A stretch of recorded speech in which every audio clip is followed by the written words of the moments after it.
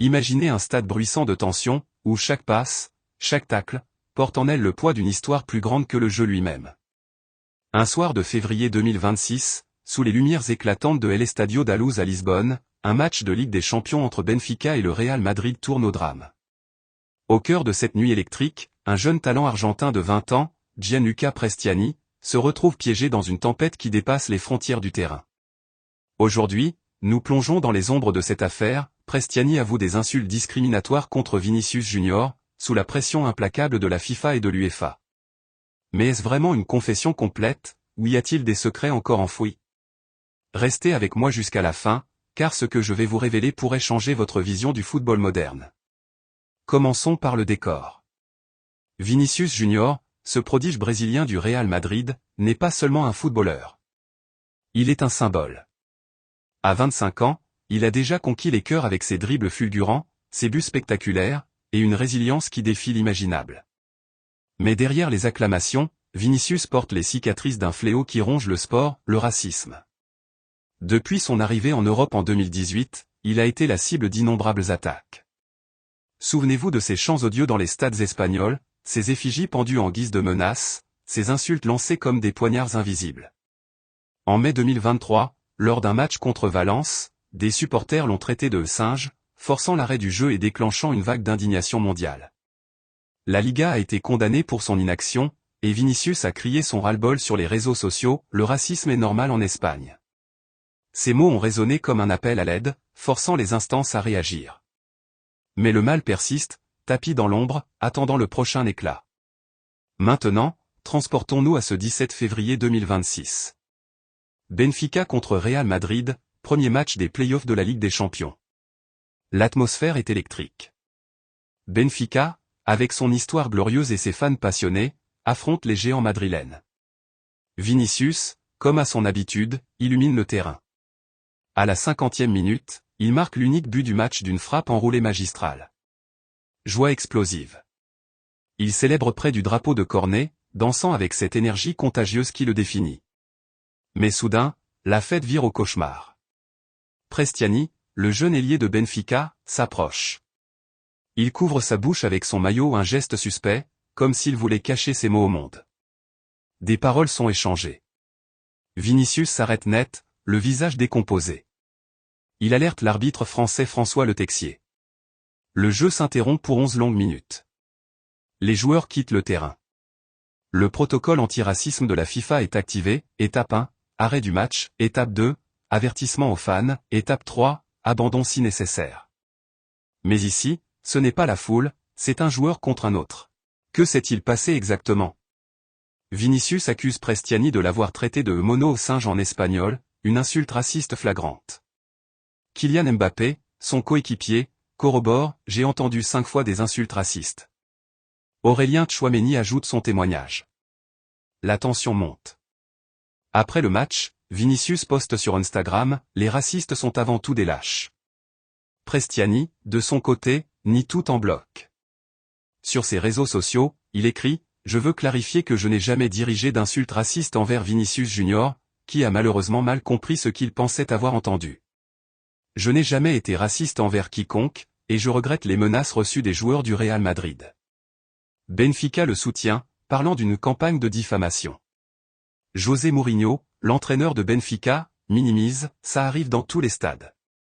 Mais ces mots sonnent faux, comme un voile jeté sur une vérité trop brûlante. L'UEFA ouvre une enquête immédiate, nommant un inspecteur éthique et disciplinaire. La pression monte. Le président de la FIFA, Gianni Infantino, réagit publiquement, je suis choqué et attristé par cet incident présumé de racisme. Nous devons tenir les responsables pour responsables. Sous ce regard mondial, les masques tombent.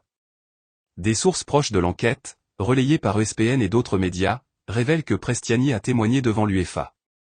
Et là, la confession, il admet avoir lancé une insulte, mais pas celle qu'on croyait. Au lieu de mono, il aurait dit maricón, un slur homophobe en espagnol, équivalent à EPD ou fagot. Homophobe plutôt que raciste, dit-il. Mais sous l'article 14 du code disciplinaire de la FIFA, les deux tombent dans la même catégorie, discrimination. Une suspension de plus de 10 matchs plane sur lui. Le 23 février, l'UEFA le suspend provisoirement pour un match, l'empêchant de jouer le retour à Madrid. Est-ce la fin? Ou le début d'une révélation plus profonde? Plongeons plus loin dans les abysses. Pourquoi Prestiani a-t-il couvert sa bouche? Ce geste n'est pas innocent. Dans le football, il sert souvent à masquer des insultes pour éviter les caméras et les micros. Des experts en lecture labiale ont analysé les images, les lèvres bougent, mais les mots restent flous. Vinicius, Mbappé et Tchouaméni insistent sur le racisme. Prestiani change-t-il sa version pour atténuer la peine? La pression de la FIFA est immense. Infantino a promis une tolérance zéro depuis les incidents passés avec Vinicius. En 2023, après Valence, la FIFA a forcé des sanctions exemplaires. Ici, avec des témoins et des protocoles activés, l'étau se resserre. Des rumeurs circulent, des enregistrements audio du stade pourraient exister, capturés par les micros des arbitres. Si c'est vrai, la vérité éclatera. Mais pour l'instant, c'est un jeu d'ombre, où chaque déclaration cache une couche de mystère. Pensons au contexte plus large. Le racisme et l'homophobie gangrènent le football. Vinicius n'est pas seul.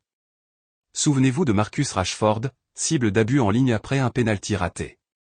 Ou de Megan Rapinoe, attaquée pour son orientation sexuelle.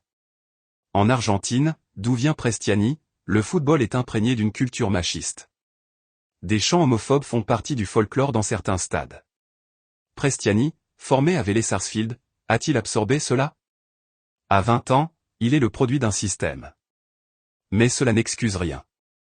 La FIFA, avec son programme No to Racisme, pousse pour des changements. Des campagnes éducatives, des sanctions plus dures, des protocoles renforcés. Pourtant, les incidents persistent. En 2024, lors de la Coupe du Monde, des cas similaires ont éclaté au Mexique, forçant Infantino à menacer d'exclure des équipes. Ici, avec Prestiani, c'est un test, la FIFA ira-t-elle jusqu'au bout? Les réactions fusent. Au Real Madrid, les Madrilènes défendent Vinicius, c'est inacceptable. Nous soutenons notre joueur. Mbappé appelle à une suspension, il devrait être banni de la Ligue des Champions. Vincent Kompany, coach de Bayern, critique Mourinho, une énorme erreur de minimiser cela. Sur les réseaux, #Justice for Vinicius trending mondialement.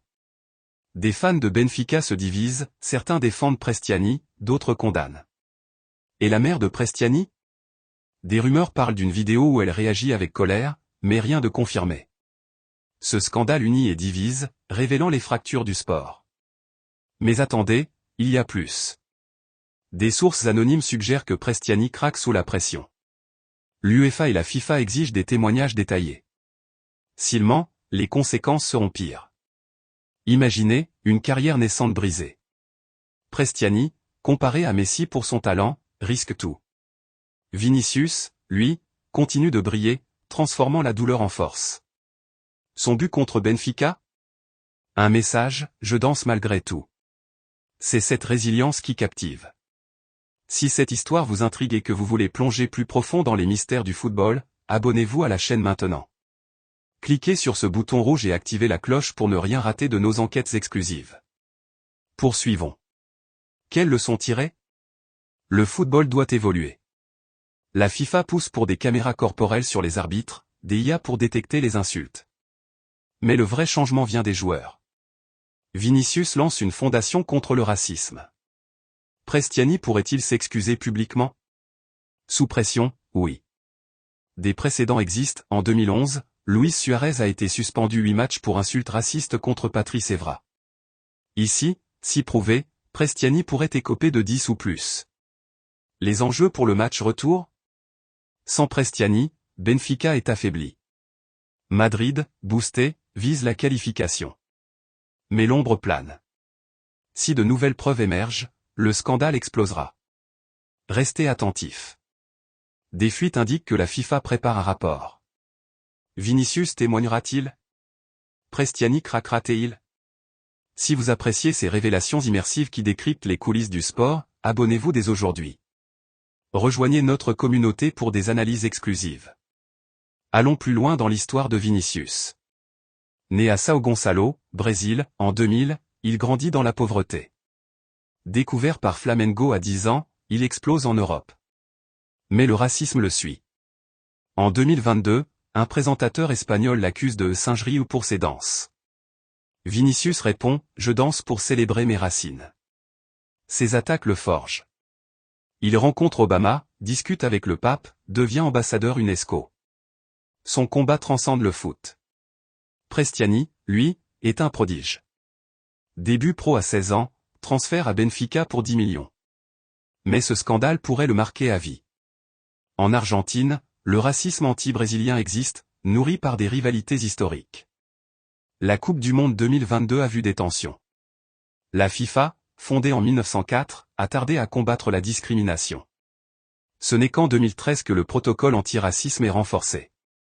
Infantino, élu en 2016, promet du changement.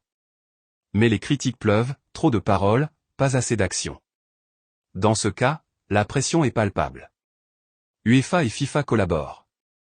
Si Prestiani avoue plus, ce sera sous leur étau. Des experts légaux disent, couvrir la bouche indique l'intention. Les impacts psychologiques? Vinicius parle de thérapie. Prestiani risque l'isolement.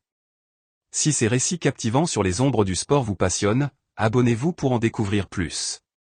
Partagez avec vos amis fans de foot. Enfin, la vérité. Des rapports ESPN confirment, Prestiani admet l'insulte homophobe à l'UEFA. Mais Vinicius maintient le racisme. Une vidéo analysée pourrait trancher. Sous pression FIFA, une confession complète viendra-t-elle?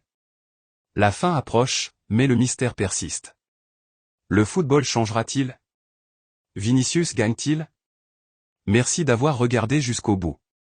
Si cette immersion vous a captivé, abonnez-vous pour nos prochaines enquêtes. Likez,